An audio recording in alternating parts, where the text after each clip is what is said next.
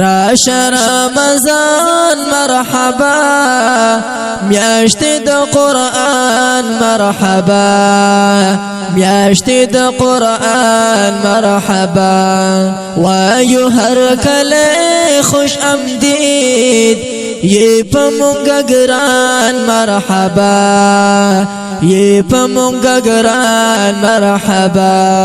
آیا په ډراپ یا انجکشن سره روزه ماتیږي او کنه؟ ډراپ چون کې غذایت لري د خوراک او اسکاک په ځای باندې کافی کیږي، نو دا قائم مقام دی د خوراک او اسکاک، د دې د وجه نه دې سره روزه ماتیږي. پاتې شو انجکشن، نو شیخ ابن باز رحمه الله او شیخ صالح العثیمین رحمه الله په مجالس شهر رمضان کې، ابن حزم رحمه الله په المحلا کې فرمایي چې انجکشن په دوه قسمه دي. یو هغه انجکشن دی چې غذایت لري د خوراک او اسکاک په ځای باندې کافی کیږي، نو دا انجکشن هم قائم مقام د خوراک او اسکاک دی، د انجکشن سره روزه ماتیږي.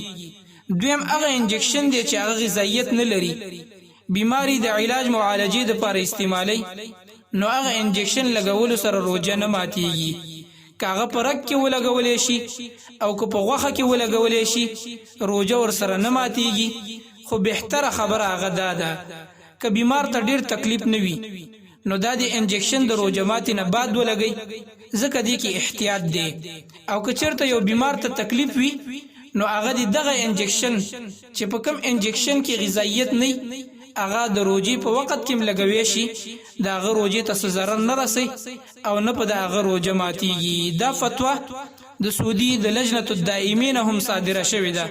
هغه هم دا فتوا ورکړي چې انجکشن په دوه قسمه دي، کوم انجکشن چې غذایت لري هغه سره روزه ماتيږي، او کوم انجکشن چې غذایت نه لري هغه سره روزه نه ماتيږي. والله اعلم. تید رحمت میاشتا، ید مغفرت میاشتا، او ند خلاصی سبب تید عزت میاشتا، تید عزت میاشتا.